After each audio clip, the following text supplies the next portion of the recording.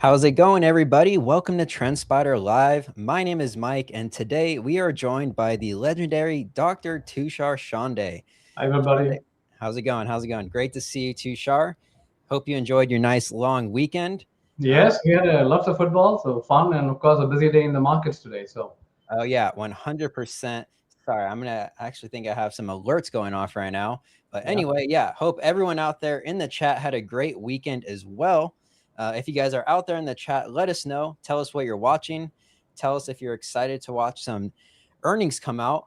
But real quick, before we get into that, I wanted to do a kind of a brief overview of what's going on in the market today. As you guys can see, the SPY is down over like 2% today, had a nice gap down today. So we're going to use Sidekick AI to find out exactly what is going on.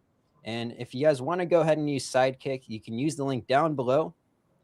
But I'm just prompting right now, identify the single most important news or macro event driving SPY's move today or right now. And I'm just going to have it explain what is going on in plain English for all of us. And so we'll just go ahead and let Sidekick do its thing right here. And as you can see, it already has an answer. It is saying that the core story today is Trump's NATO tariff threat is driving the market sell-off. So basically, Trump is announcing escalating tariffs on 8 NATO members. You can see them all listed right there by Sidekick.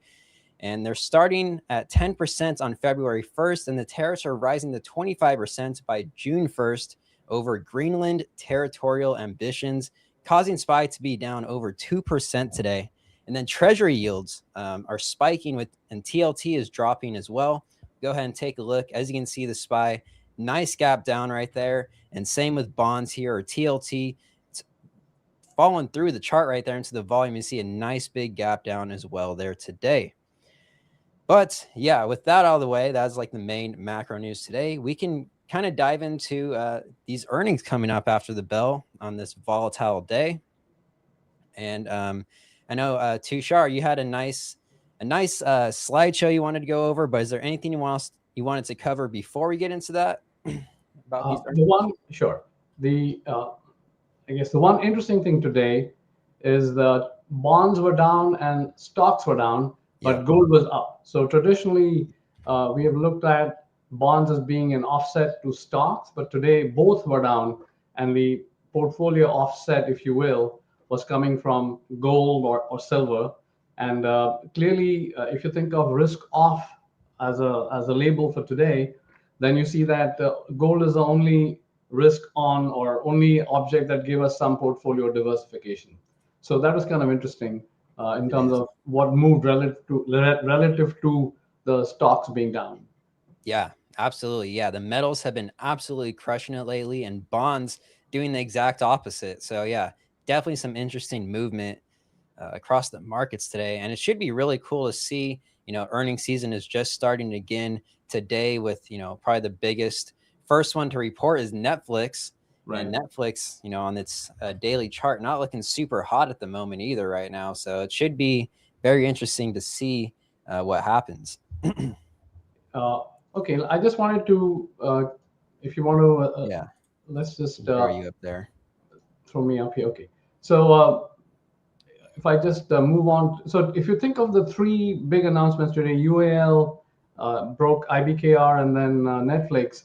Uh, United is kind of interesting because in 2026 they're planning a route expansion into China, and they're expecting a 5% overall traffic growth for the year, and then they're having a definite tilt toward premium seating. For example, Delta for the first time in the past year made more money, more revenue selling from the premium seats versus the economy seats. Premium was up 5% and economy was down 5%. So Hmm. that gives you a sense for what's happening in the airline industry.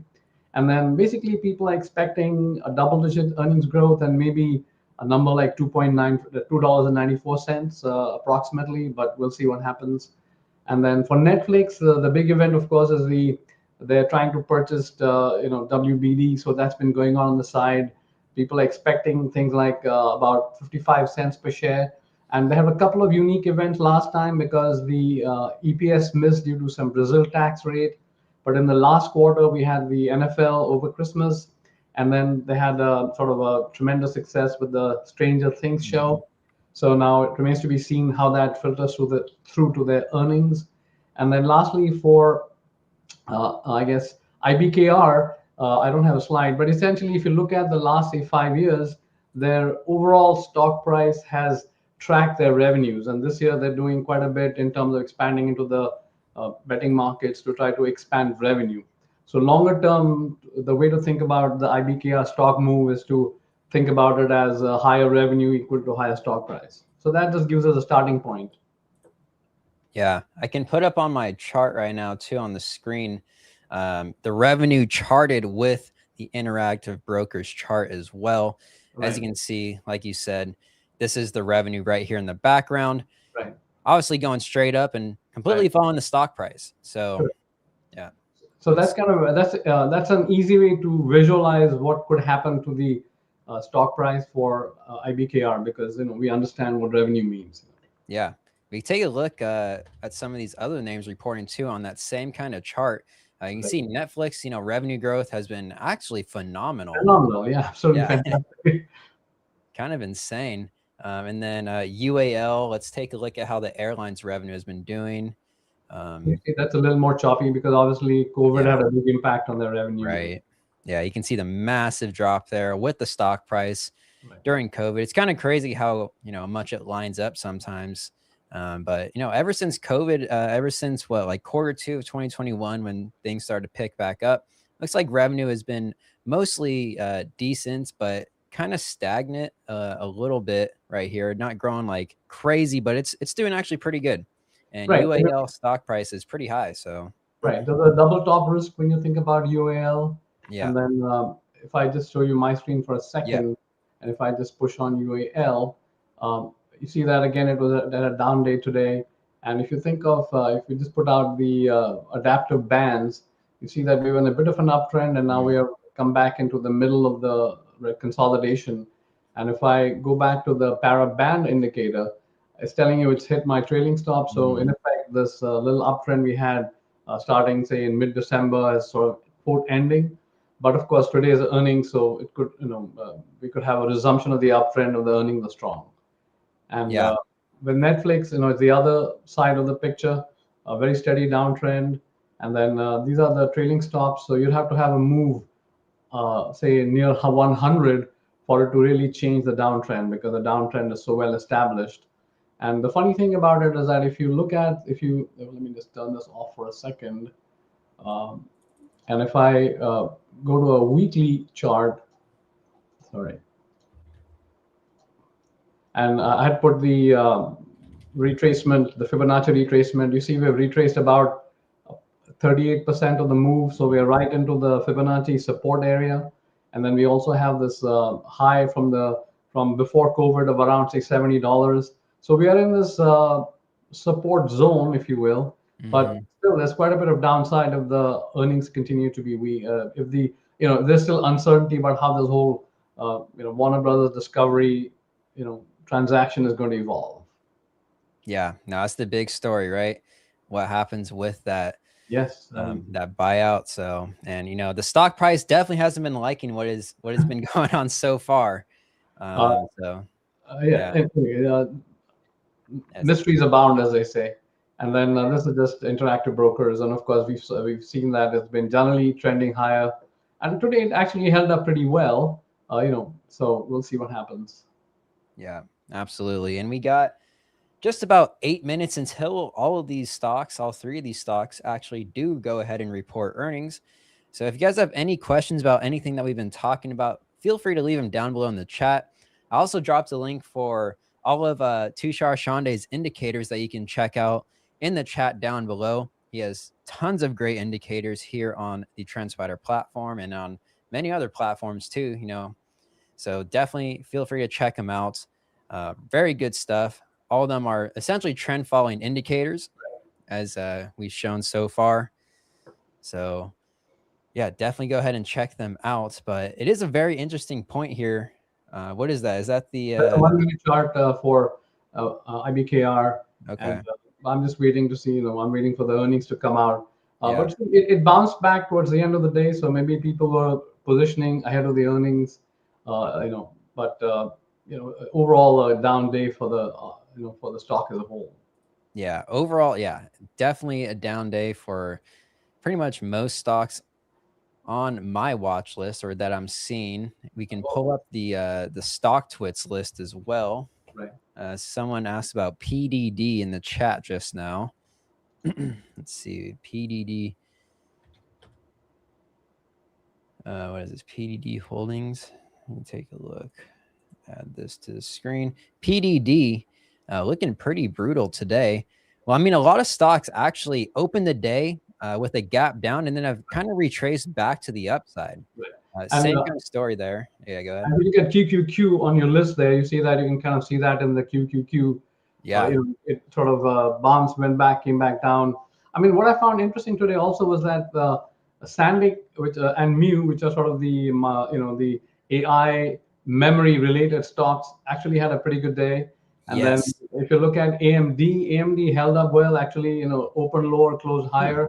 So Did. within the AI story, I was impressed. Nvidia was down because, of course, they are sort of the market themselves because they have one of the big, if not, they're the biggest Yeah. capital weighted stock in the market. So obviously they felt the brunt of the selling, but the AI story in terms of memory and in terms of the other chip makers, AMD, they held up really well today. So Yeah. it Yeah. was So did Intel. And you're right. Intel, Yeah.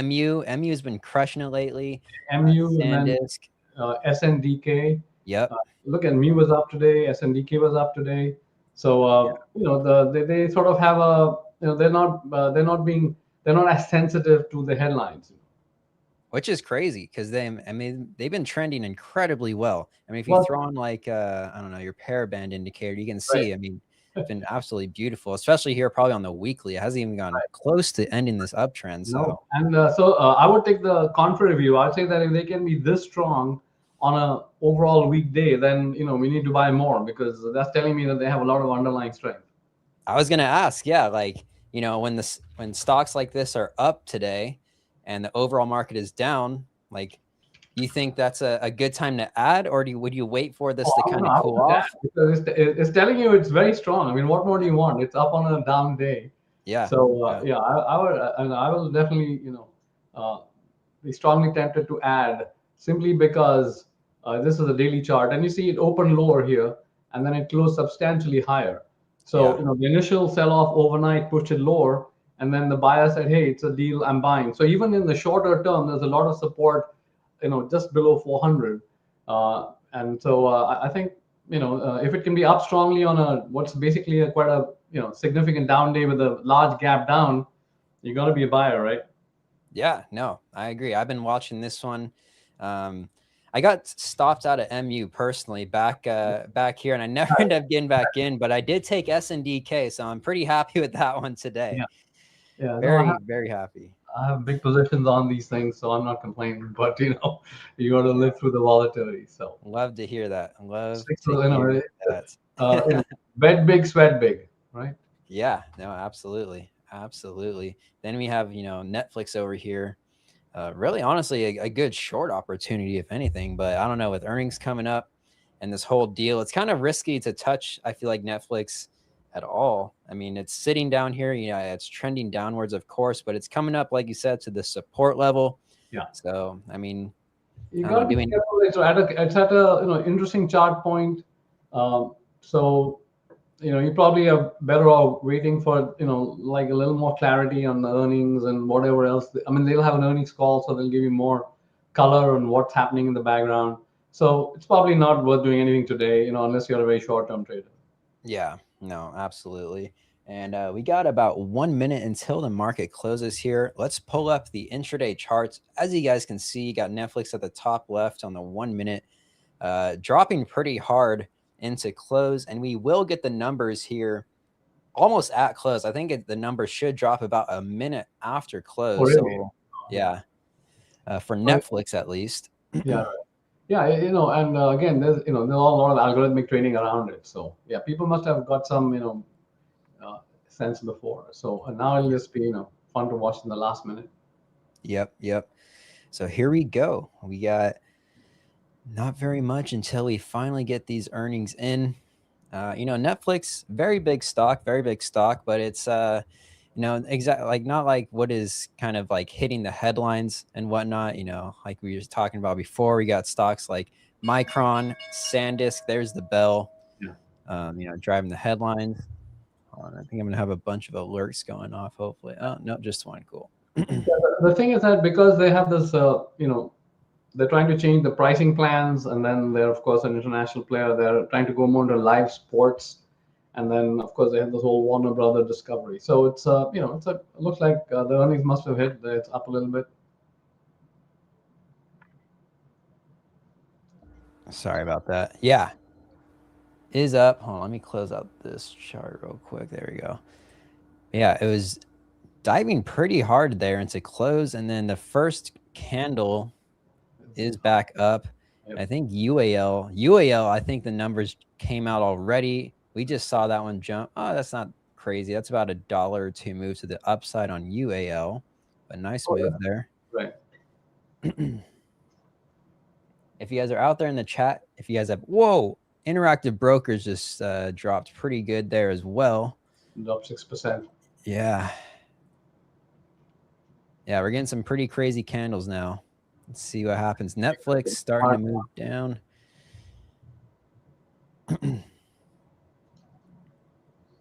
Oof, yeah, Netflix. They just recently had a split. I was gonna say like I think it was what 3-for-1 or 5-to-1. I forget exactly, but it's only at 86 a share right now. Before he's in the hundreds. It's caught me off guard a little bit there. Totally forgot about that. Right.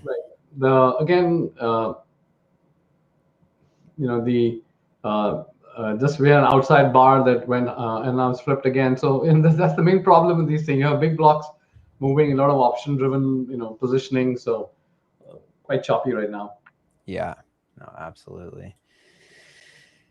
Yeah, watching these moves is always fun, but it's always wild. It's always wild. You never know what is going to happen. You got to have pre-placed things, or you got to be automated, right? Because there's no way to physically do it by hand. It's moving too much. Yeah, absolutely not. Absolutely not. It's fun for the people, I guess, maybe in positions that are just holding it. So if you guys are out there in the chat, you guys are in Netflix, you're in Interactive Brokers or United Airlines, any of these names, let us know if you guys are long or if you're short or what you guys are expecting going into these earnings. The market is starting to pick up a little bit here. What is Netflix down? It's down, about 2% right now. Nothing crazy. Let me see if numbers have come in quite yet.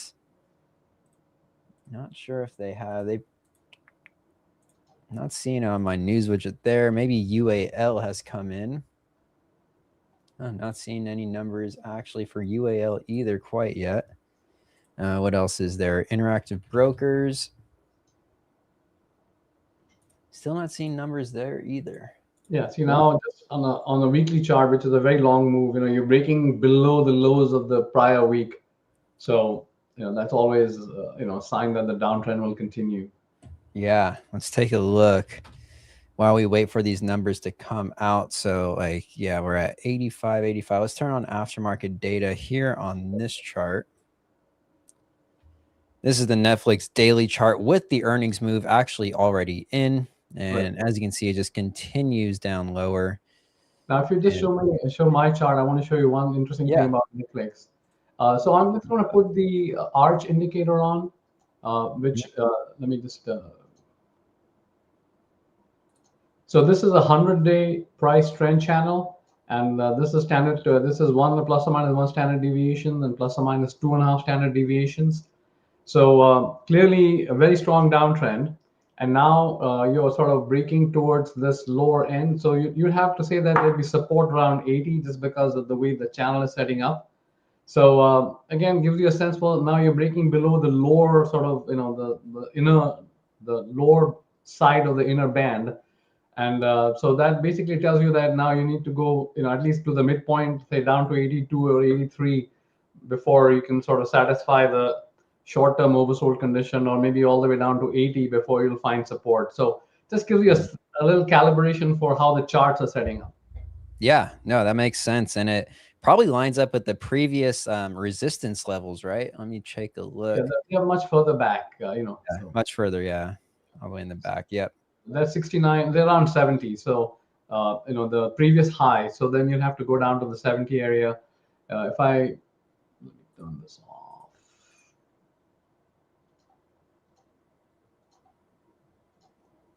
So, the next sort of Fibonacci level down will be about 75, and then the previous high was 70. So you'd have to say that there'd be, pretty good chart support between say 69 and 70, or 70 and 75. But it would take a bit of a push to, take it down below, 70, because now you have all these, your support down here in the 81, 82 area, which is why I was saying that if I just if I go back to the daily chart and put on uh, the arch indicator, then that gives you a little better sense, because the trend lines like the outside volatility band is at 80, and that corresponds with the lows in say April of last year, so forth. So there's some lot of support before you can get down to 70. Yeah. Yeah. And so far, it looks like I think earnings numbers just came in. So let's take a look. I'll throw my chart up here real quick.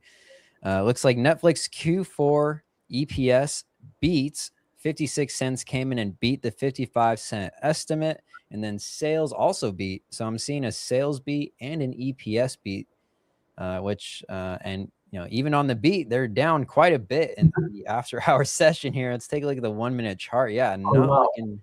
a waterfall. Yeah, down about 5%. And let's take a look at what Sidekick has to say about it. So kind of a cool chart right here that I've made. It's the forecast and the actual, forecast and the actual. And that's the previous quarter four. Right, so still a strong up. Yeah, pretty strong growth. Yeah, very nice beats all around. Let's see the recent news context. Haven't seen any guidance yet. They might give it on the call, but the recent news here, it's like the Warner Bros. Deal revision. Netflix switched to an all-cash $82.7 billion offer for WBD studios and streaming. And apparently it was cash plus stock, which is interesting. Let's see. They have a new global Pay One licensing deal for Sony Pictures starting later this year. That's cool. And then let's see. Bull case, strong growth. Bear case, $50 million debt burden from the WBD acquisition does concern investors, which is why it has been tanking so much over the last, I don't know, few months or so. So, yeah, I think I think investors just want clarity on that deal. What's going to happen with it before this one can start, inching back up.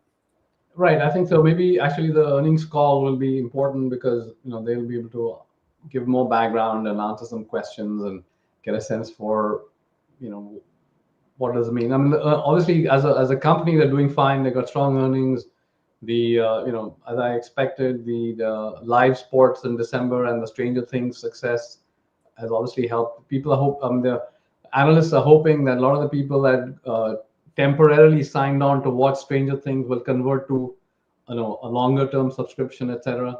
So I mean, I think they are likely to see more gains in the next quarter or the first quarter of this year.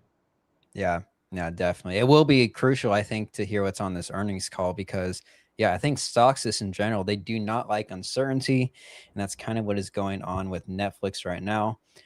And yeah, let's take a look at some of these other numbers that should be in. I think UAL came in. And real quick, you guys, just wanted to remind you guys that you can check out all these indicators that we're using on our charts using the link down below. And I also just dropped a link to our free TrendSpider Market email newsletter, which you can sign up. We're basically do a weekly analysis of the markets using, either Chande's indicators or some other indicators. Tons of them on the platform, and you can sign up to get those ideas for free. But now let's go into UAL.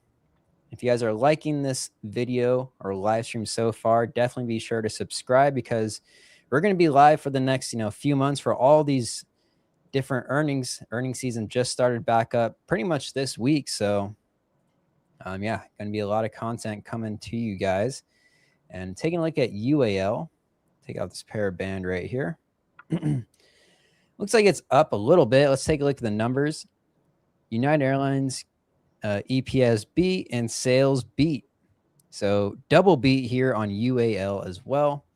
I'll put in this prompt again, but change it to UAL. So UAL also beats. And then I keep forgetting, what was the third stock? Interactive Brokers. IBKR. Yeah. Really kind of flat for Interactive Brokers, but let's see what the numbers were. Flat price-wise, it looks like EPS beat and sales beat. So everything we're seeing is a double beat across all of these earnings today, which is a pretty good sign. But overall, the stocks are not reacting very well. Definitely not Netflix. Interactive Brokers isn't down at least, but it's not. It's more flat to down. And but you have to remember that we had a strong down day during the trading hours, so the sentiment is weak going into the announcement. So I'd say they're doing okay. They're doing well, to hold up or bounce, in the after hours. Yeah, no, that's absolutely true. Yeah, great point there. Great point. Let's see. Take a look at UAL earnings.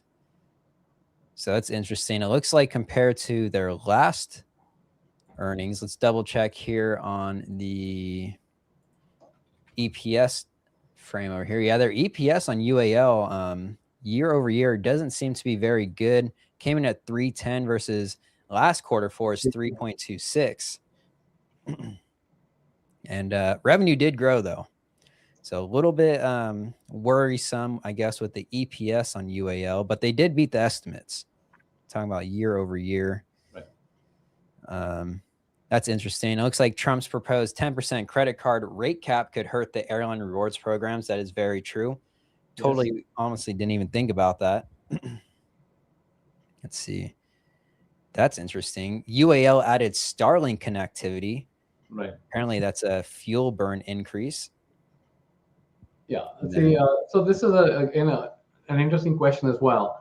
That a lot of the flyers expect to get connectivity even on the long flights, particularly on the intercontinental flights, and that's an added cost. Even though they do charge you some fees if you want to use it, like sign up, etc., etc. But there's still some offset that they have to bear just to provide the service.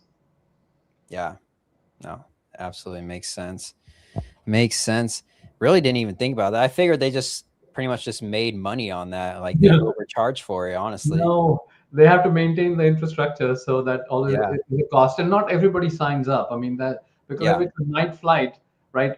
So from the US, we're typically flying overnight to Europe, whereas coming back, it's a daytime flight. So in terms of consumption of Wi-Fi, it's more likely on the sort of the westbound leg rather than the eastbound leg, because most people are sleeping or trying to sleep anyway. Yeah, no, that totally makes sense. Totally makes sense. So yeah, there's UAL, and then let's take a look at Interactive Brokers. Interactive Brokers should be interesting, just for traders in general, just because it's a brokerage. It's these broker earnings are generally pretty telling for what's going on, with retail traders in general and just the overall market. So, and last year, retail traders were more. Last year, I think the retail traders as a group were as influential in the market as the institutional traders for almost the first time in a long time. So I think one shouldn't underestimate the power or effect of the retail customer. Definitely, yeah, and their numbers came in great. Let's take a look exactly how they were. So yeah, pretty nice beats over both the estimate and the year over year numbers here. You can see 65 versus 59. They beat analysts by 10% and revenue by just about 2%, which isn't anything crazy, but still some nice growth. Yeah, they actually announced a stablecoin funding option recently. I remember that last week, which is kind of cool. Is on January 15th. Like part of the challenge also for brokers is that as the interest rates go down, their interest income decreases. So in a way, that's kind of free money for them, because people have parked their accounts at these brokerages, but they may have cash in those accounts as well, and that cash is basically earning interest for the brokerage. And so if rates go down, that's sort of a free money component that goes down for them. because that's sort of risk-free money for them. Yeah, that's true. Because I'm pretty sure interactive brokers, I think they give an okay APY to people that hold cash there, but brokers like I know like Schwab, like I don't think they really give any APY on their cash. So yeah, they're just making straight money off of that, right? It's free money for them because they can just, because the cash is theoretically in your account, but it's just a number in a computer, and they Yeah, can invest the cash in an overnight repo and still make risk-free money, yeah, and it's free money for them.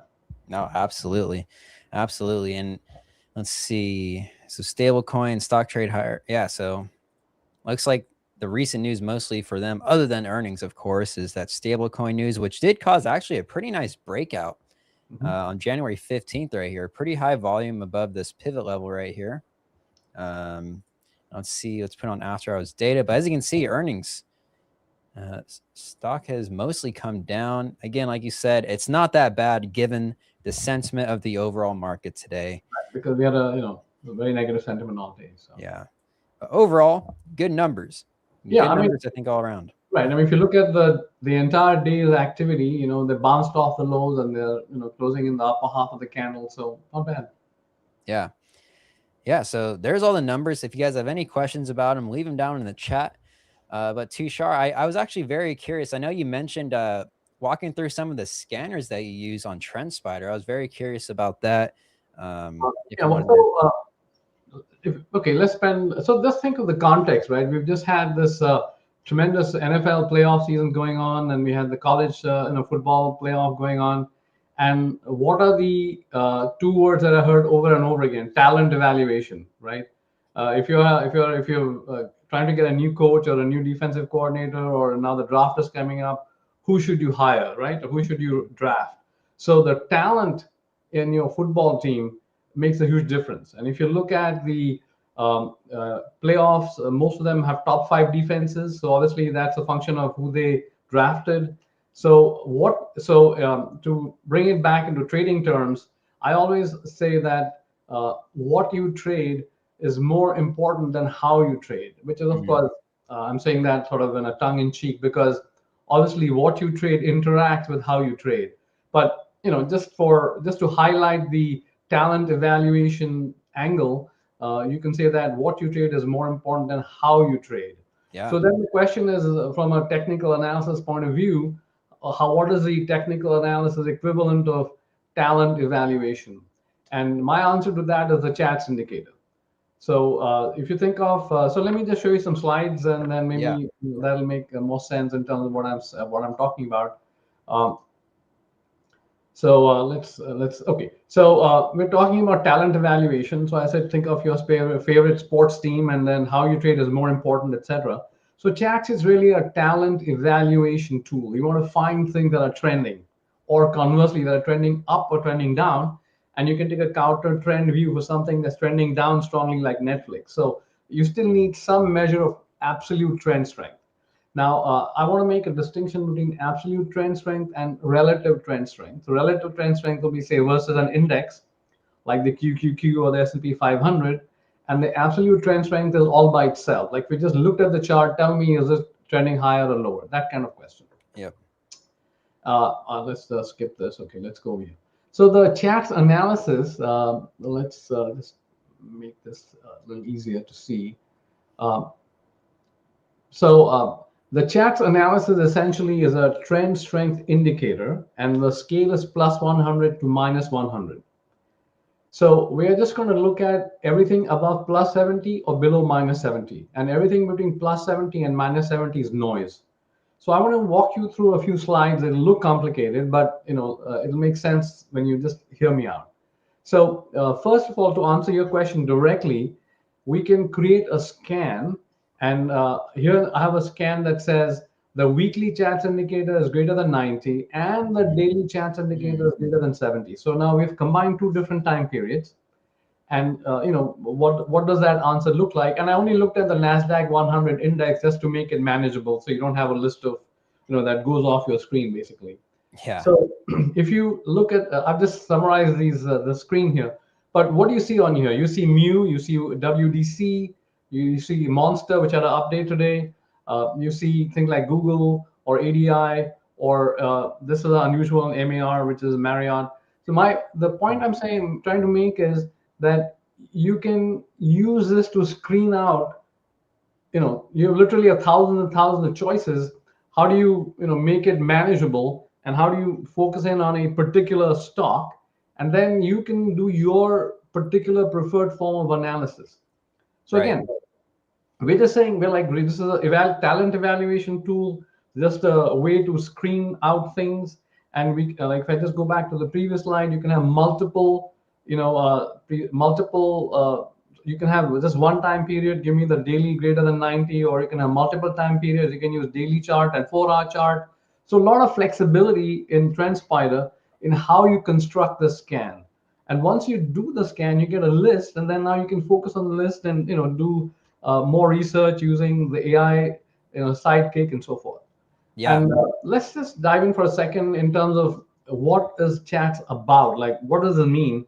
And just to give you some insight, the way I've taken a lot of different indicators and I've combined them, and I've done it in such a way that roughly 30% of the weight is assigned to momentum and roughly 70% to trend persistence. So the big problem we have obviously is that you want to buy or sell and then cover a bit later. So there's obviously some period you're going to hold, and you want the object to trend in that period, go higher or lower as the case may be. So just in terms of the design process, there's a little bit more weight on trend persistence than momentum. So it's a combination of many different things. And then this chart will make your eye roll, but these are the many different indicators that are in the calculation.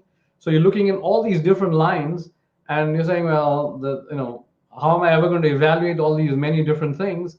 And the short answer is that we can combine them into a single indicator. So essentially what chats does for you is it looks at a lot of different momentum and trend strength indicators and combine them into a single number on an easy to use scale. So that's the whole idea. It's multiple indicators reduced to one indicator.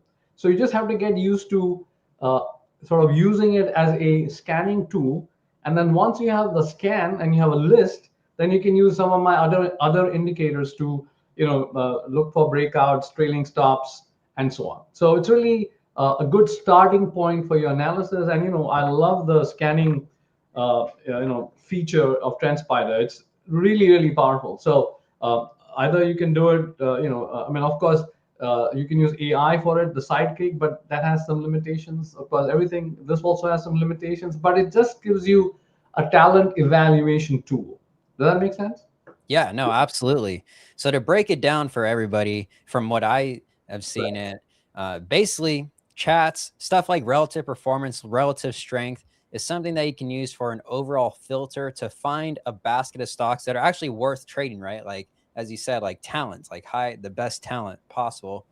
And then from there, you can actually use indicators on your chart to help determine, entries and when to exit and stuff like that. Yeah. Right. So, if you think about, going back to the football analogy, right? How much, you have a quarterback, or you have a linebacker, or you have a secondary player, or you have an assistant coach. How much do you pay them? So that's like your risk allocation to a particular position. And then how do you trade it? Like, meaning you may have your favorite indicator to get in, your favorite indicator to get out. You can use those. There's absolutely no problem. I have a bunch of tools you can use that. They'll augment whatever tools you have, but you still need a starting point. And what I'm trying to say is that the chats rules, or the chats indicator, which is a combination of many other indicators, gives you a consistent framework to scan the markets, because there's no shortage of opportunities. It's strictly a matter of what are what interests you, what are you going to willing to trade, what kind of risk you're willing to take, what's your trade sizing, what's your entry, what's your exit. Yeah. No, absolutely. Yeah, there's tons of other things to consider as well. Like you said, like position sizing is huge. And then just in general, like if you use fundamentals, like I don't know if you use like any sort of fundamental analysis or anything like that, but you can build out into the picture. You can use Sidekick AI to help you, automatically determine, if a company is matching your criteria, whether it be like, growing revenue, growing EPS, or low valuation metrics, which isn't really the best for trend following, like price to earnings ratio and stuff. But there's so many different ways to do it. But yeah, you're absolutely right. Like using, something like the chats indicator, like even like your Ishan indicator as a filter, just makes it so much easier to figure out what you should be trading instead of wasting your time, scanning through or looking through like thousands of stocks. Really, you can narrow it down a lot. Right. And my sort of other suggestion I have is rather than randomizing the process, i.e., I heard it from my friend or read it on some website, or I heard this guy on TV. You can use the same process over and over again by saying, okay, I'm going to use I'll scan once a week with the chats indicator. I mean, that's not a huge time commitment. The No. scanning process is really, really fast, a few seconds, and it gives you a consistent way to okay, I'm only focus on these 10 stocks or these 20 stocks. Yep. Yeah, Uh, exactly. yeah. Just to go back to my slides for a second, I've put currency trading here, and I've looked at the 20-day rate of change, and the yellow line or the orange line is the 20-day rate of change, and the blue line is the chats indicator. And you can see that by and large, there's pretty good correlation. When there's high returns, the chats is high. When there's low negative returns, the chats is low. And the next slide kind of shows the lasers out. It just looks at the left-hand side as the 20-day rate of change, and the x-axis is the different values of chats. And you see that in the middle, it's noisy, but there's a definite trend. Like when you get strong negative performance, you get low values of chats. When you get strong positive performance, you get high values of chats. So there's a reason why all these things sort of work in a certain way. And then there's a bunch of noise in the middle, because again, in terms of indicator design, you have to have some smoothing, etc. And the market can move faster than what your indicator is moving. So that's why you get this noise in the middle, which we don't really care about. We just want to focus at very high values of chats or very low values of chats. And essentially, this is telling you, if I go to the next slide, you see that when you get very low values of chats, you don't get positive returns. Conversely, when you get very high value of chats, you don't get negative returns, or the probability of negative returns is low. So what you want from a trend following point of view is you want these dots, which are really strong outliers. The trend starts and then keeps going. And ultimately, not every 20-day high results in a 100-day high or a great new trend, but every great new trend will have a series of 20-day highs. So in the markets random, there's some risk that the trend will not follow through and all that. But we just need a tool. We need a way to screen things out, and the chats is a very nice way to do it. And this is just all the stocks in the Dow Jones index. I've got about 12,000 data points. I've only looked at values of chats above 70, and over a 6.5-year period, only out of say 50,000 data or 48,000 data points, only about 25% were over 70, and of that, only 0.7% gave you negative sort of 20-day performance versus the chat. So in general, chats is correlated with strong performance, and of course this smears it out. But we want the trend to continue, and that information is not on this chart because it's just a scatter plot. But the big picture is that high values of chats correspond to strong positive performance. Negative values of chat correspond with low or negative 20-day returns, and everything in between we'll ignore. So it's just a good screening tool. Yeah, no, that's honestly some awesome data. No, very, very cool data there. I just learned a ton from that myself. Let me put up my screen, but yeah, just seeing it on the chart that, high chats data in general, like, of course, like you said, there's going to be like outliers and stuff, but in general, the good returns, like over the shorter term, like the 20-day rate of change, come from stocks that have the high chats rating. And that's exactly what you're showing us earlier with the market scanner, is simply finding stocks that have already that, strong performance with the chats indicator that are likely to perform good over the next 20 days, essentially, right? The 20-day rate of change. Right, 20-day rate of, and again, what you have to remember is that, of course, you can just use the 20-day rate of change itself as a tool, but the chats includes a whole bunch of other technical indicators like bands and rate of change and volatility and channels and whatever else you can think of. So the idea is that we've looked at individual technical tools, and as I showed you in the chart, there's a you can put as many as you want, and I put up many of them.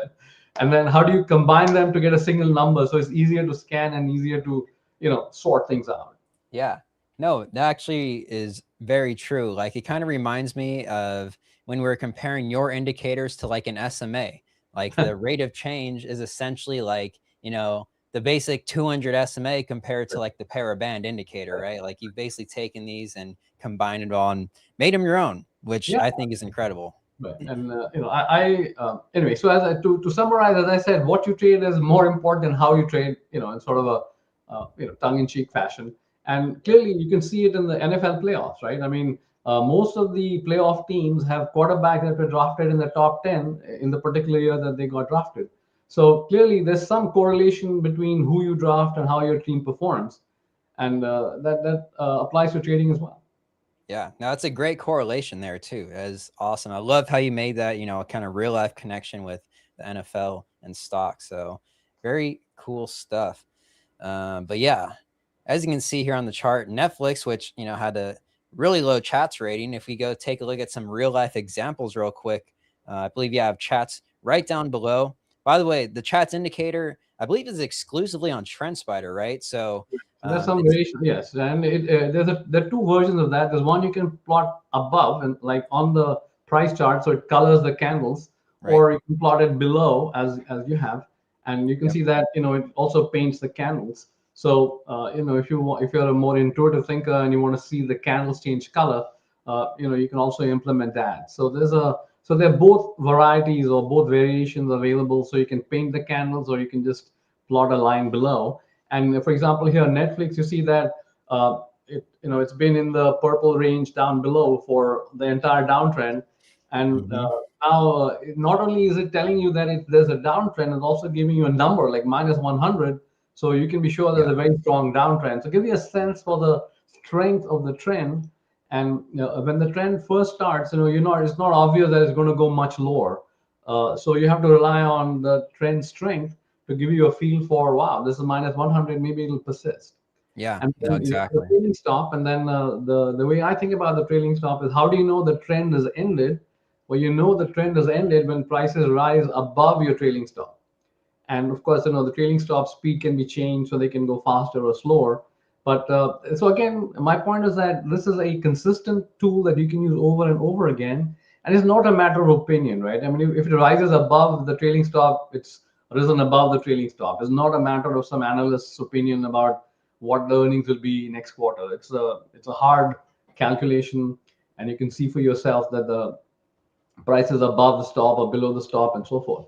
So I think that's the benefit, that's the advantage of technical analysis, that you can use tools that don't require you to rely on other people's opinions. And but of course, you have to do the homework and understand what the tool does and how it fits your trading style. And are you willing to use it or not? Yeah, exactly. And it's super easy to actually set up a scanner to find stocks meeting Yes. these criteria in TrendSpider. I just did it there in 2 seconds. Just open the market scanner here, add a condition with an indicator. Very I nice. just use the chats daily, type Sure. chats, index, and then, you set it, greater than 95 or used like two Or different ones, whatever. right? Yeah. Yeah. Yeah. Typically, for example, if you're a short-term trader, you can use daily and 4 hours or daily and 2 hours, and that just allows you to, this okay. There's a strong chart or trend on the daily chart, and now I'm getting a surge on the shorter-term chart. Yeah, absolutely. And then you can just click through all the results right here, and you can see all the candles with the chats candle color and indicator are green, indicating it's above, like 70. But we even filtered it to 95, and it's super easy to update these to, make them, stronger. Like anything above 99, for example. The only thing right now in the S&P 100, the daily chats above 99 is Lockheed Martin. Yeah. Lockheed Martin. Can you So just type KTOS? Just plot KTOS. yeah, Kratos. seeing the stock. The defense stocks have been just roaring, and LMT and Kratos look basically the charts Yeah. look very similar, because the defense as stocks as a group have had a phenomenal 3 week run. Yeah, no, absolutely. If I search through, like you said, like the whole entire NYC composite, you get a lot more. Sure. So, yeah, it Yeah. depends what you're So looking to trade. sure. Yeah. Now you sort of have to. That's why So for example, now let's talk about a limitation. One of the limitations is that you could have, say, if you test 1,500 stocks, you may have 100 stocks with the same chats value of 100, or Yeah. so obviously at some point the system gets overloaded and doesn't help you distinguish between 100 symbols each has the same chats value. So that's obviously a limitation. But then it still helps you narrow down the field, and now you can use, say, fundamental analysis or anything else that is your particular favorite confidence building indicator that'll allow you to put on the position. Yep. And you just look through the names, you can look for, big names, emerge like you said, like right now, defense stocks are kind of popping off. So you can even go to like a defense, like a sector ETF. I'm not Right. sure actually they have a IAR, defense ETF. IAR is a defense sector ETF. Let me see if we have the watch list for it. IAR. Yes. Yeah, I don't know if we have that one actually. Let me see. But Defense. you can plot it. Oh yeah, ITF. right here. Yeah. We have this one at least. So then you can, narrow it down to like maybe just a sector or an ETF. And Right. here we go. Now here's the strongest names Right. in And the here's defense sector. yeah. There's Kratos, and then there's Yep. KRMN, and and the thing is, you don't need to know why they're going higher, but the trend strength is trend strength is high. As a trader, all you can do is put on a position and take some risk. Right? Yeah. No, absolutely. Yeah, you really don't need to know. I mean, maybe it'll help, your conviction, seeing the fundamentals or seeing why something is going up, like defense stocks specifically. But ultimately, yeah, I mean, if you're a technical trader, you're a trend follower, you're just looking for stuff that is strong, that you think is going to keep going up, follow the trend, right? No, and particularly the example you gave is fantastic because if I just tell you KTOS, you say, oh, that could be anything. But if I tell you the whole sector is trending higher, you have more confidence in putting on the position. So using an Yep. ETF as a measure of the group is actually a very nice way to look at it, because now, hey, well, if everything is trending and these are stronger within this particular group, there may be some fundamental factor or news that's driving the entire sector higher. So it just gives you greater confidence to put on the position. And so your challenge is to pick which of these you particularly want to trade. Yeah. Then you can use the Ishan indicator or some of the other indicators I have to put it on. And then more importantly, now you also have a trailing stop, right? Because you need to get in, you need to get out. Like as I said, how do you know the trend has changed? So you can have the blast indicator or these, the para band or the para bob indicators to sort of so it gives you the, an objective way to look at the entries and the exits. I mean, you can still do whatever you want, that could be different, but this gives you a reason to think about it and say, well, maybe this exit is being hit or that exit is being hit and so forth. Yeah. No, kind of awesome setups going on here in the defense sector. Like you said, like they all have a pretty similar chart. They've kind of went up, pulled back, and consolidated for a while on pretty low volume. And then all of a sudden they're breaking out now to the upside and trending very nicely. So if you were to get in, at the start of this uptrend, you're sitting pretty good. You'd be pretty quite happy by the Yeah. the move up. And Yeah, it's an example of where, the market is reacting to whatever information it has, and it's your job to find what the market is already knows, right? I mean, you may not know about it, but the market obviously does. Yeah, absolutely. That's the thing. Everything is always priced into the market. Well, not like priced in, but you know what I mean? Like if there's something trending out there, something with really good forward earnings potential, the market is definitely, I mean, especially these days, with how quick everything is now with AI and all that stuff, the market picks up on it very quick. So, Correct. So the way I look at it is the market already knows, but I obviously don't know or I know very, very little about how much compared to the market knows. So a scanning tool helps localize the opportunity set, and makes life easier. yep. Yeah, 100%. Yeah, the scanner is awesome.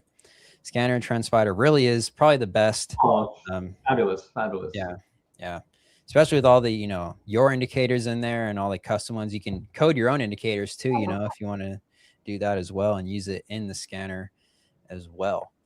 But yeah, awesome session. I think the Netflix earnings call is expected to start here pretty soon. Let's take a look.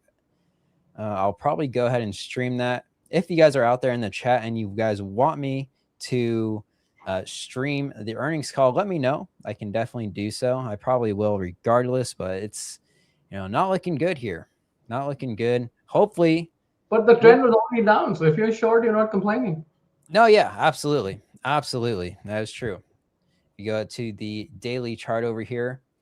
You can obviously see, the chats indicator has been, below 70, negative 70 for this entire downtrend. So yeah, there's really no reason technically, if at least if you're a trend follower, to be long in Netflix right now. Right. Unless you're thinking counter trend, Right, which is reasonable at these levels. You're getting down to the support level there around 80.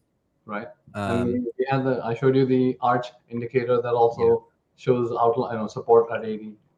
Yeah, we're sitting like right around there. So yeah, definitely. And it's going to be an important earnings call. That's for sure. And I think it starts here in about like 5 minutes.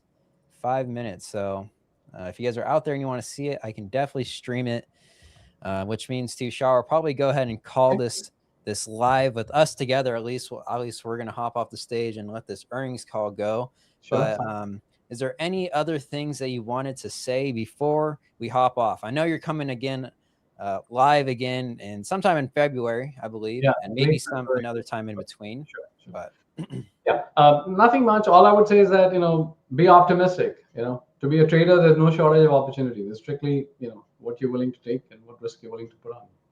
Yeah, and maybe is there anything else? I know you're saying you've been watching MU and SNDK. You also talked about defense stocks. Is there anything that you are personally watching? Any sectors or names? Gold, obviously, gold and silver. So or copper as well. So the commodity metals, whether precious or base, and you don't have to own the commodity itself. You can buy an ETF. There's some tax implications of owning the metal directly. So you can own an ETF that owns gold miners, for example. They have more leverage there. So you can do, if you do HL, I think Hecla Mining is an example, or AG is an example. They're up today. They've also been trending well. So again, when you think of gold is rallying or copper is rallying, you don't have to.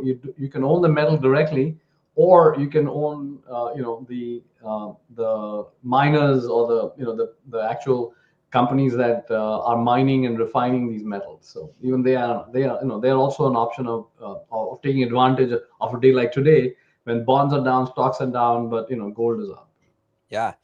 And is this clear? Like if you're in the right stuff, you're in stuff that's trending upwards. You can, like even the market's gapping down. If you're finding these trends, finding and getting in them when they're emerging, like you said, on the metals, on the defense stocks, you wouldn't be really hurting today. If anything, you'd be green. Like, of course, it's much easier said than done.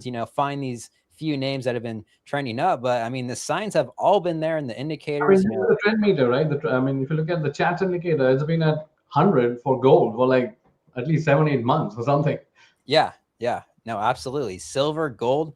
I mean, yeah, they've been, like you said, every year basically since it started trending upwards back in September. Right. So the market is telling you it's going higher. Now, do you want to believe it or not? That's up to you. I always say trust the charts. That's all you can do. Yeah, sometimes it's hard to get in when you're seeing it go up every single day. Like I feel like every day I check the futures, silver's up another 6%. I'm like, oh my. So this is an example of where I don't like to use terms like overbought or like RSI is overbought or whatever, because it prevents you from putting on a position, right? You'd rather close your eyes, hold your nose, put on the position, and see what happens. We have a trading stop. Let the market do its thing. Yeah, no, absolutely. I mean, you've been trading way longer than me, but it's very hard to do that sometimes. Like you're just like, oh my god, is it really gonna? But I've been saying that I'm just missing. Like I traded CDE for a little bit, like a while back. I got in on this trend. Oh, that's and nice. I got out right here, which is it's a gold and silver miner. It's been doing okay. That HL looks better though. CENX, that's another aluminum stock. Which one? CENX. CNX. CENX, yeah. Okay. See? Nice trend. Century Aluminum. Yeah. Again, that's what I like the chance indicator. It's agnostic. It says just give me the numbers, I'll give you a value. Yeah. What you do with it is up to you. And sometimes it's just hard to do anything about it. That's part of the challenge of trading. It is. No, it is. I'm curious. It's another question. Like, do you put on a lot of how many positions do you like to have on at one time? Are you like having like a whole portfolio or like 10 or fewer? I can't manage anything more than that. Anything like 25 is overloading. So let's take a step back. So there are two trading styles. You can put a large number of small positions or a small number of large positions. So when I was a money manager, I always had a large number of small positions. What I mean by that is my risk on any one position was low, let's say 1% or 0.5%, but I had a lot of positions on.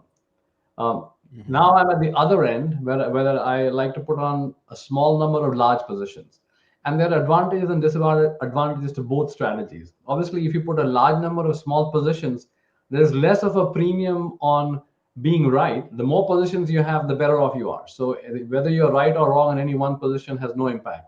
Right. If you're on the other side where you have a large number of uh, small number of large positions, the premium is on being right, because if you're wrong, it has a much bigger effect on your portfolio.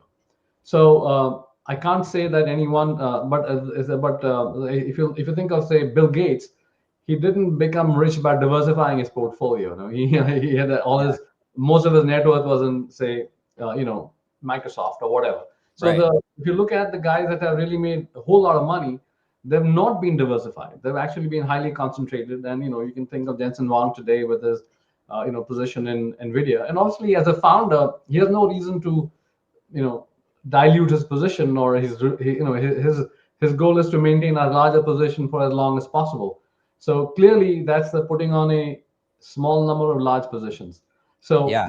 sort of on that side of the equation, but that comes with a different set of risks and risk tolerances.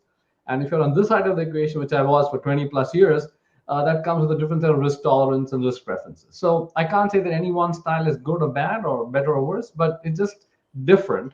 And you need to manage your risk profile and your ups and downs and your emotional challenges differently if you're on one side or the other side. Yeah. No, I think like the main thing is if you have less positions, like are you well, maybe one more question. When you're, sizing your positions, are you using like a specific percent of your portfolio? Are you Right. sizing them equally or? Combination of volatility and some measure of volatility, because so many, Okay. and of course total risk exposure. And Right.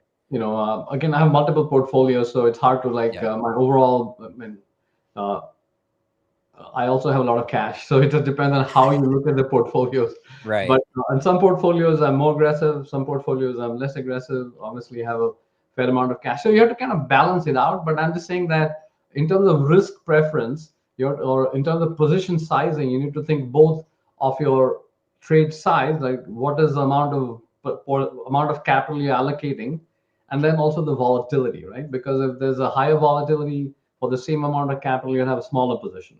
So Yeah. it's a combination, and everybody has multiple portfolios, and you're doing different things in different portfolio. But overall, there's still some global balance between risk and reward, cash and positions. Yep. Well, very wise words, Tushar. As always, it's been incredible having you on. Thank you, thank you. The Netflix call did start, so I want to make sure I get that on for the people here watching. But if you guys missed any of this, you can feel free to go ahead and rewind. Tushar, thank you so much again for coming on. Thanks We're so much, going to Mike. have you on again shortly, so we'll see For you having- again. Thank you Yep. for having me. All right. Okay, bye See bye. you Have a later. good day, everybody. Have a good one. Bye. Let me get this earnings call.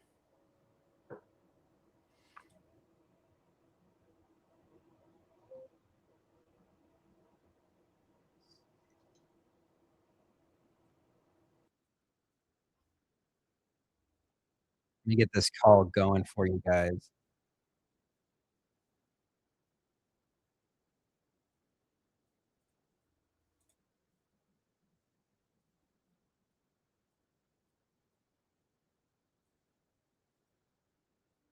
Of course, there's a lot of hard work ahead to fully realize those Let me know opportunities, if both y'all can short term hear and that. long term. But based on the progress that we've made so far and expect to make, and our continuing assessment of the opportunity, we still feel good about those targets. Putting maybe a little bit more meat on that bone, in 2025, we met or exceeded all of our financial objectives. We made solid progress on our key priorities. We delivered 16% revenue growth, roughly 30% operating profit growth, expanding margins, growing free cash flow. Ad sales 2.5 times in 2025. We expect that business to roughly double again in 2026 to about $3 billion. So we're making good progress, and the opportunity ahead of us is massive. We are still under 10% of TV time in all major markets which we compete. We've got hundreds of millions of households around the world still to sign up. We're just about 7% of the addressable market in terms of consumer and ad spend. So tons of room ahead of us. Ted, anything you want to add there? I would just say, looking ahead to 26, we're focused on improving the core business. And we do that by increasing the variety and quality of our series and films. We do that by enhancing the product experience and by growing and strengthening our ad business. We're also building out some newer initiatives, like our live outside of the US, things like the World Baseball Classic in Japan that's launching in March. We're expanding into more content categories like video podcast, which just kicked us off this week. And we're continuing to scale our cloud-first game strategy. We're working really hard to close the acquisition of Warner Brothers Studios and HBO, which we see as a strategic accelerant. And we're doing all this while we're driving and sustaining healthy growth. We forecast 2026 revenue at $51 billion, which is up 14% year on year. It's an exciting time. This is an exciting time in the business. Lots of innovation, lots of competition. But that's also been true of us for 25 years. At Netflix, we kind of embrace change and thrive on competition because it pushes us to keep improving the service even faster and faster for our members. Years ago, when we moved from DVD by mail into streaming, we were in a heated battle with Walmart for that DVD business. So we're no strangers to competition, and we're no strangers to change. Through that change in competition, we've grown into an entertainment company that is thrilling an audience that is now approaching near 1 billion people and producing series and films around the world with hits that resonate with audiences locally and globally. Thank you, Ted. So just to circle back to Greg's point real quick, we're very excited about the business. We're very excited about the organic opportunity ahead. You see that in our performance, and we're as energized as ever to achieve our mission to entertain the world. Thanks, Ted. Our next question is about our outlook. It comes from Steve Cahall of Wells Fargo. The content amortization growth forecast of 10% in your earnings letter implies a bit of an acceleration from 2025. Can you provide some context as to where you're pushing for the most incremental investment, e.g. events, reality series, films, licensed content, et cetera? Yeah, look, I think our the cadence of our releasing is really strong. We have a really strong push out in the first half of this year already, with some great hits right out of the gate. So, you want to talk to that a bit, Spence? Yeah, I mean, I would say just generally we've got a strong lineup throughout the year, but yeah, as Steve, as you noted, in 2025 our slate was heavily back half weighted, and we expect more typical seasonality this year. So still a bit heavier in the back half of 26 than the front half of 26. In particular, Q4, the fourth quarter is always generally the most packed for us in any given year, but overall a smoother slate and smoother slate timing this year relative to 25. So as a result, you should see higher year-over-year content expense growth in the first half of 26, growing off of that smaller base that we had in the first half of last year. But for the full year, we're estimating, I think you see in our letter, content amortization to increase roughly 10% year over year. Our content cash to expense ratio should hold pretty steady at about the 1.1x ratio that we've been managing to the last few years. So it's no change in our approach. We aim to grow content spend slower than revenue so that it contributes to our margin expansion while strengthening, expanding that entertainment offering, as you heard from Greg and Ted, across not just our core film and series, but it kind of expanding into more content formats. Yeah, let me tell you what that weighting looks like to the members too, what you just talked about, Spence. But in the first half of this year, we said we come out of the gate with some great hits. People We Meet on Vacation, The Rip, His and Hers.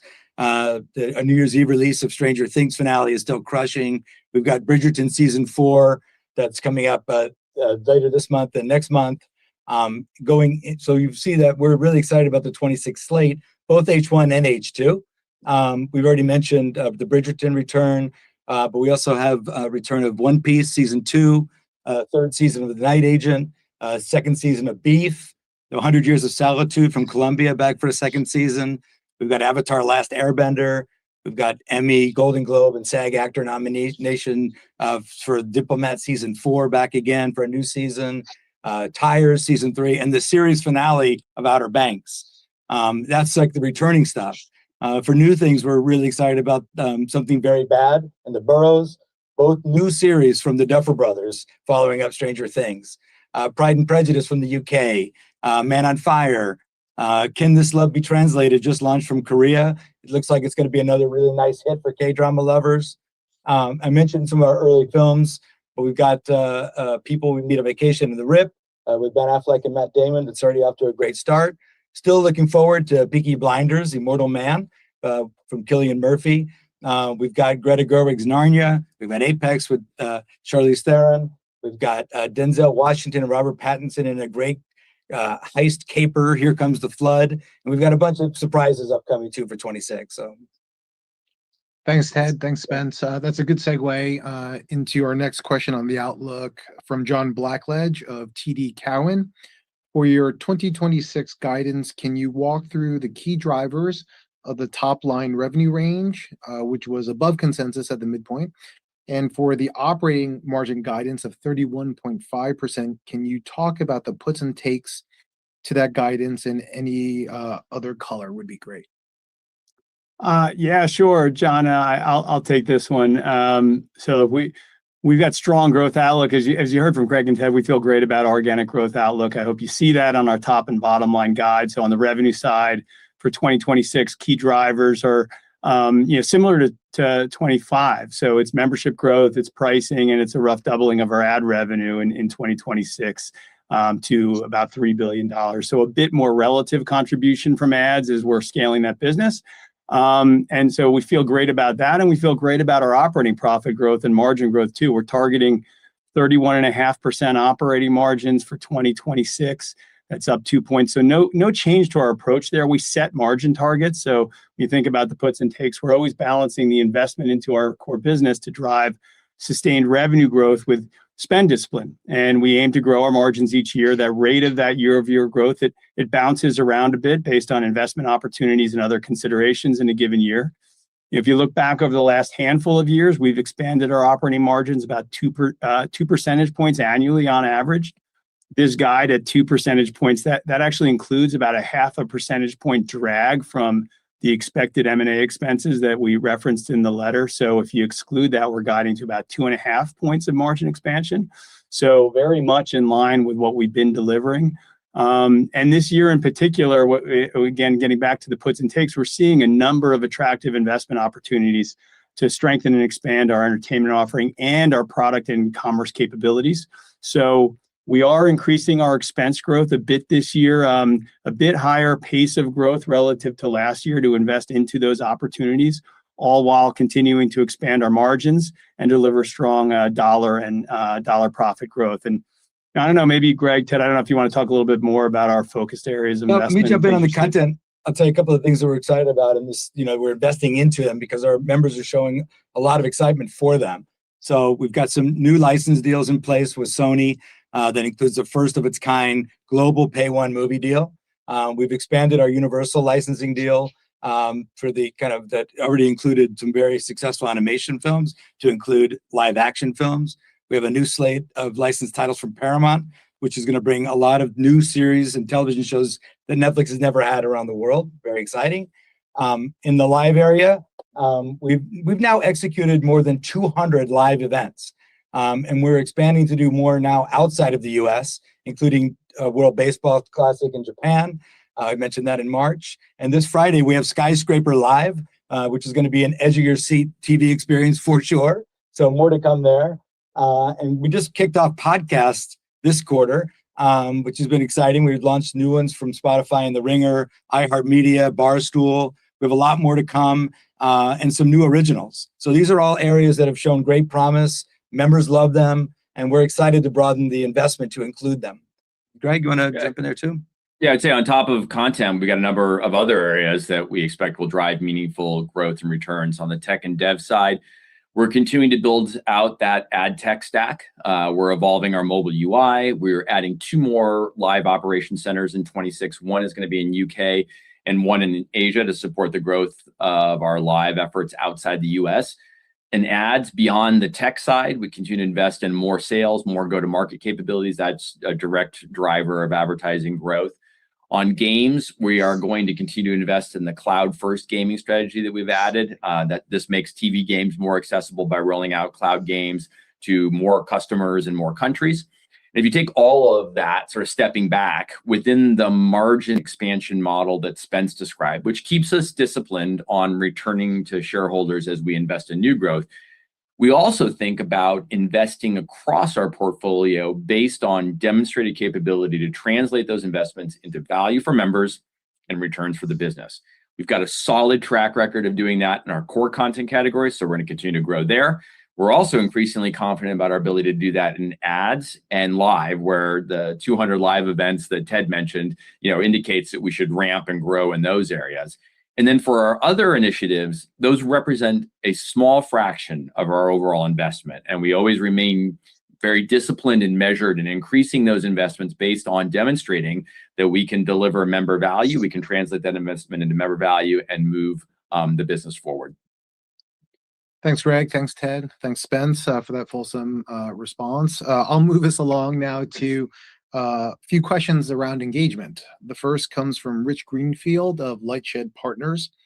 At this stage of Netflix's maturity, how directly tied is engagement to churn and pricing power, as you've started talking more openly about how all hours of engagement are not the same? So viewing hours, that's a really important factor in assessing the value that we deliver to customers. And value delivered is what drives the outcomes that you mentioned, Rich, and really it drives most outcomes that we care about. But it's just one of many metrics that we look at, and we continue to develop an increasing understanding of how to measure that value delivered. So maybe start by just noting that total view hours in the second half of 25 grew 2% year on year. That's 1.5 billion additional hours. Slight acceleration from the 1% growth we saw in the first half of 25.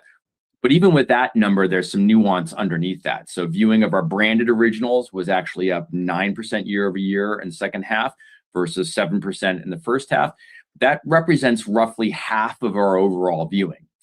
But viewing on the second run titles was lower year over year because the volume of licensed titles that we're carrying came down across most regions. And that's due largely to the fact that we stepped up our licensing in 23 and 24 during the strikes, which had shut down new productions. So that's balancing out that volume right now. But beyond view hours then, as you stated, all hours of engagement are not the same. And we really care about the quality of that engagement. For example, we said in the letter, live programming is an example where, any given hour of entertainment has the potential to deliver outsized value.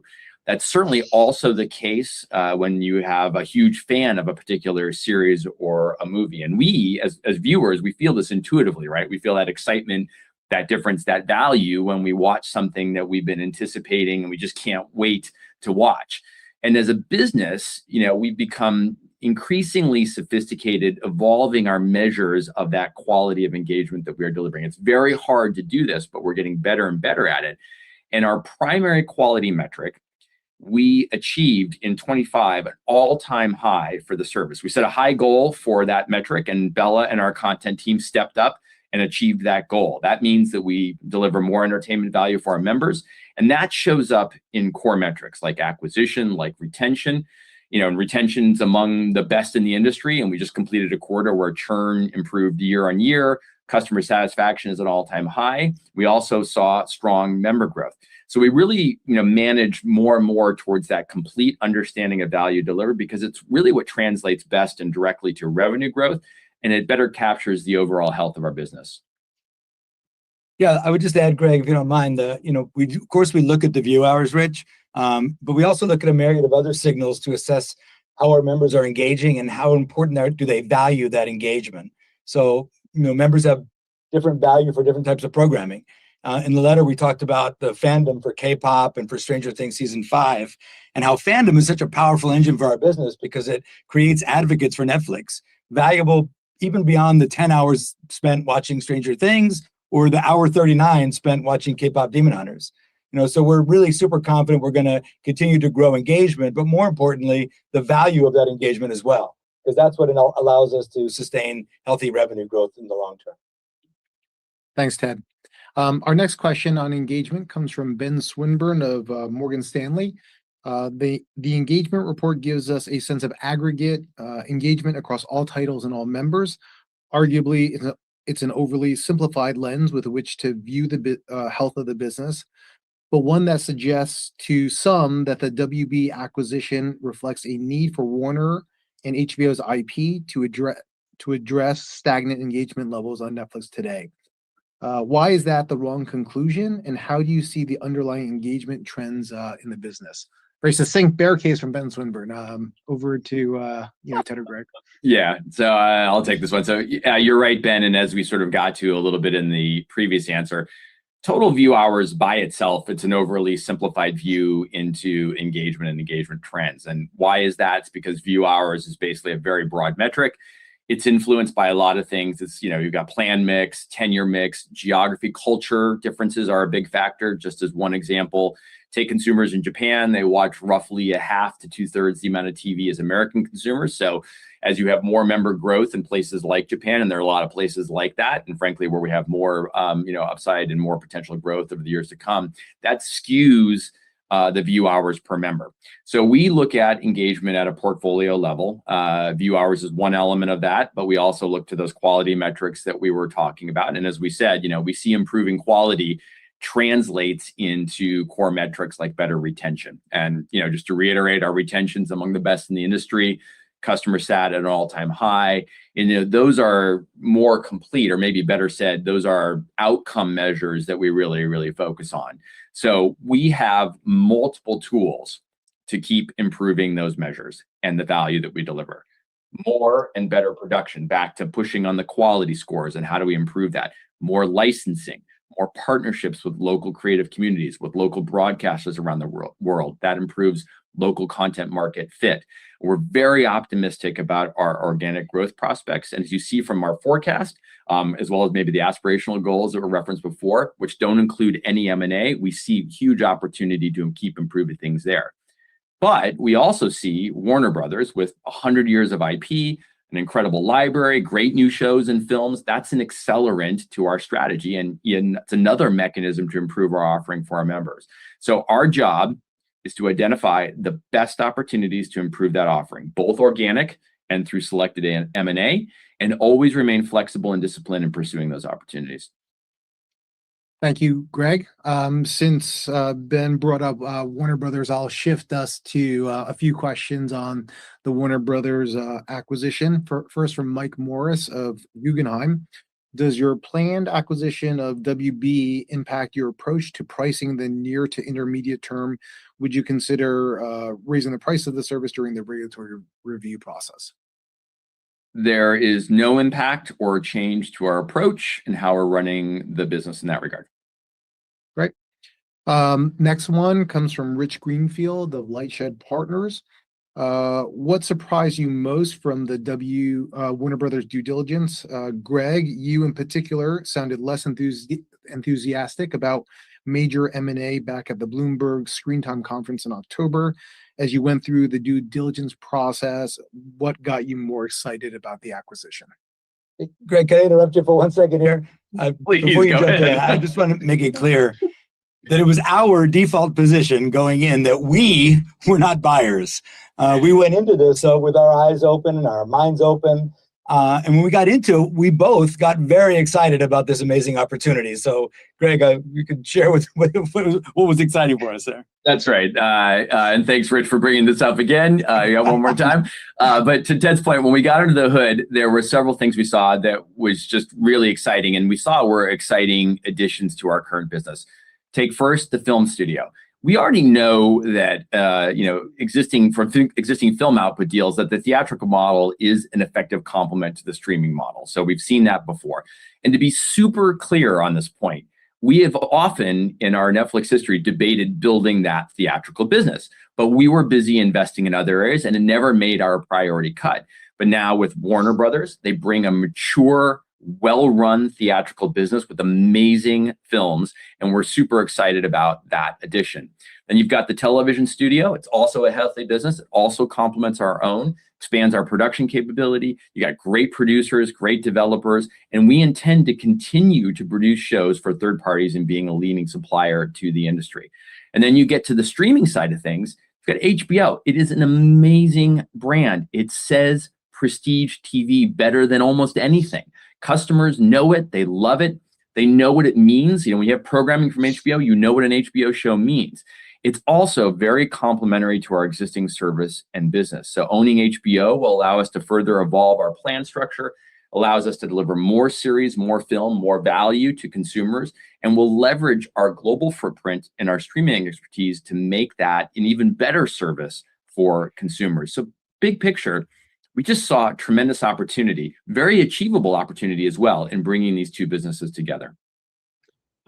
You know, if it's okay to pile on a little bit, I'll just pile on to the two of you. So, you know, I just, maybe I'm the numbers guy. So to put some numbers against it, Rich, also, I just, key from our perspective is that when you look at this combined company, or when we look at the combined company on a pro forma basis, so pro forma post-close, we estimate that roughly 85% of the revenues in that pro forma post-close business, that roughly 85% is from the core business we're in today. That's why we view this deal as primarily an accelerator to our core strategy. With this added benefit, a big added benefit of a complementary, scaled, world-class TV and film studio that we're excited to run and continue to build. Thanks, Spence. Rich Greenfield also has a follow-up question on the transaction. What gives you the confidence the deal will get approved during the regulatory process? Ted, do you want to take that one? Yeah, thanks, Rich. We've already made progress towards securing the necessary regulatory approvals. We submitted our HSR filing. We're working closely with WBD and the regulatory authorities, including the U.S. Department of Justice and the European Commissions.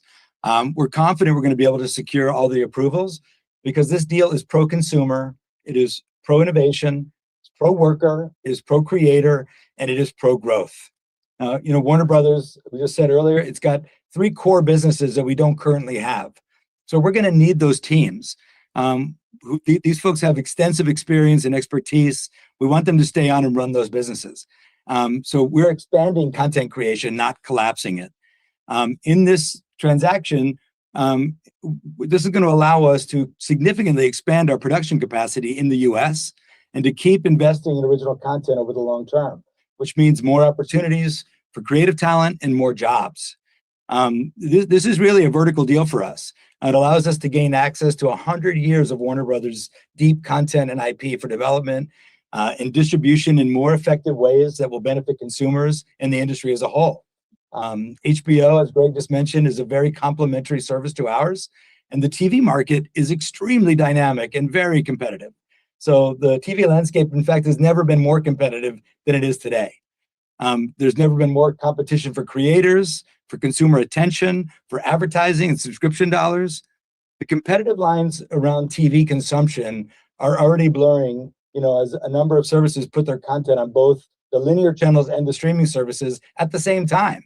And the more platforms are making their way into the TV in your living room. So TV is not what we grew up on. TV is now just about everything. Oscars and the NFL are on YouTube. Networks are simulcasting the Super Bowl on linear TV and streaming. Amazon owns MGM. Apple's competing for Emmys and Oscars, and Instagram is coming next. So, you know, YouTube has just surpassed BBC in monthly average audience, according to Barb, that publishes these figures in the UK. So YouTube is not just UGC and cat videos anymore. YouTube has full-length films, new episodes of scripted and unscripted TV shows. They have NFL football games. They have the Oscars. The BBC is going to be producing original content for YouTube soon. They are TV. So we all compete with them in every dimension, for talent, for ad dollars, for subscription dollars, and for all forms of content. So more broadly, you know, we compete for people's attention across an even wider set of options that include streaming, broadcast, cable, gaming, social media, big tech video platforms. Our deal strengthens the marketplace, and it ensures healthy competition that will benefit consumers and protect and create jobs. That's why we're confident in the approval, Rich. Thanks. Thank you, Ted. We'll now go to a series of questions on the topic of content and content strategy. The next question comes from Ben Swinburne of Morgan Stanley. In light of the global Sony Pay One agreement and the pending WB transaction, can you talk about your film strategy looking ahead?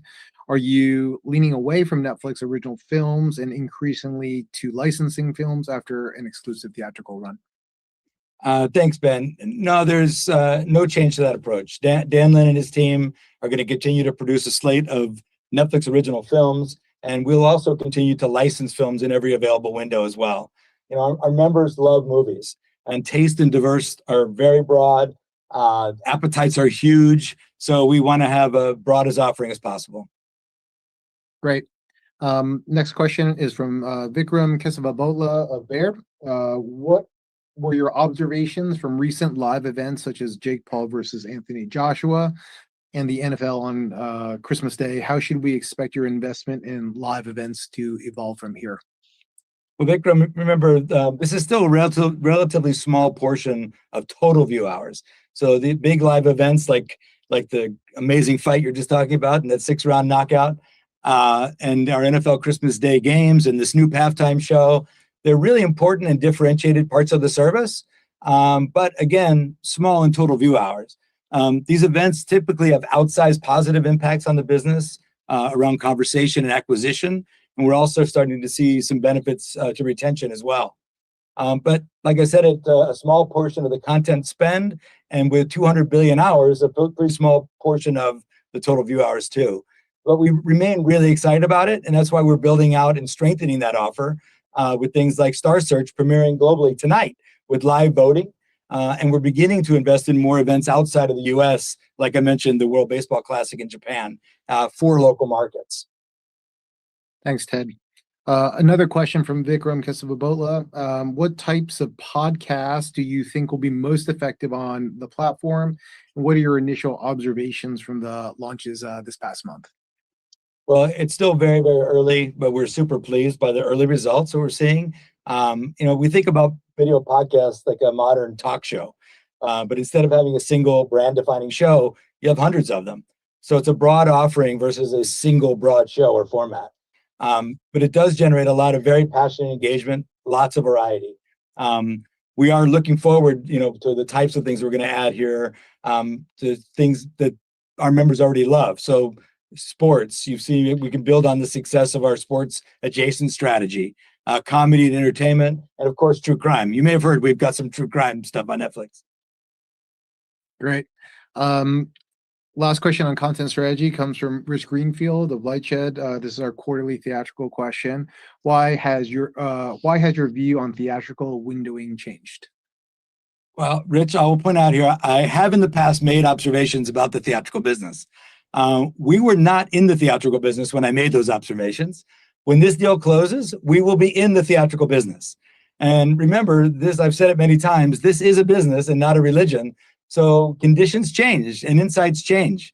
And we have a culture that we reevaluate things when they do.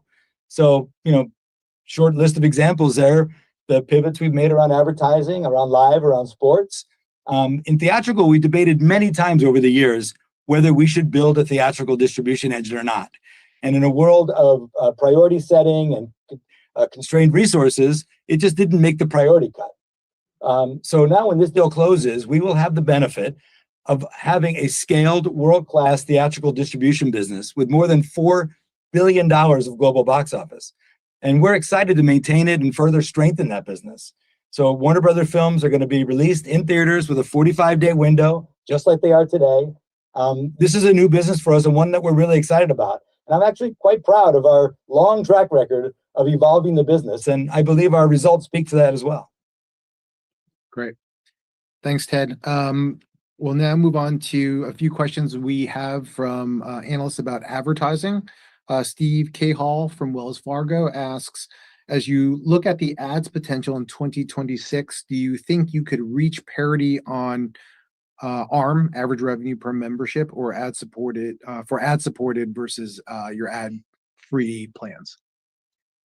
Yeah, so there is still a gap between the ad tier ARM and ARM for standard without ads, but that gap is narrowing.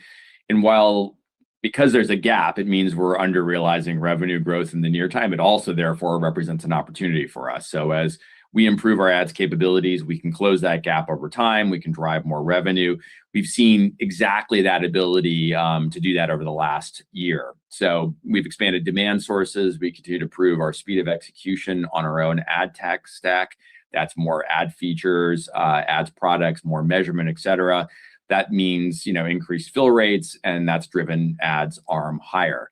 So now that we've grown to relevant scale, meaning consumer reach in all our ads countries, our main focus is on increasing the monetization of that growing inventory. It's likely to remain our focus for at least the next several years. So we believe we can close that gap, and that means upside in terms of ad revenue growth. Thanks, Greg. As a follow-up from Ben Swinburne, as you head into your second year with your own ad tech build out across the 12 ad markets, what's the opportunity to drive revenues? Can you maintain your premium CPMs and still meaningfully increase fill rate in the year ahead to deliver another rough doubling of advertising revenue? Yeah, so as we mentioned a couple times before, really the most immediate benefits we've seen from our rollout of our own stack has just been making it easier for advertisers to buy in our service, more places to buy. We hear that directly in terms of feedback from advertisers. We see it in the sales performance, of course. In 2026, we are making more Netflix first-party data accessible, of course, in a privacy-safe, data-secure way for assessing media investments. That ability to tap into this deep library of insights that we have ultimately enhances the performance of media buys.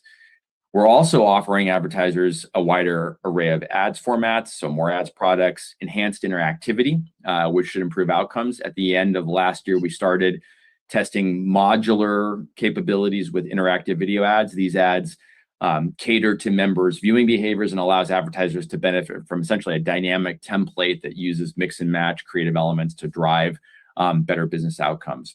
We've seen good early results in the testing, and we'll roll those out globally by Q2 of 2026.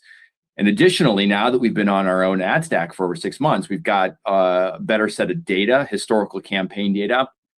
We can use that to enhance our RFP process, drive better media planning, better outcomes for our advertisers. So to get to the point of the question, we see all of that adding up to the same kind of performance we saw over the last year, which means we can grow revenue, targeting doubling that revenue growth by improving fill rate and growing inventory with similar CPMs. Thanks, Greg. We also have a question on gaming, which I'm excited for since I'm a big player of our new party game Boggle. If my family's watching, I'm still the #1 winner. But this question comes from Vikram Kesavabotla, Baird.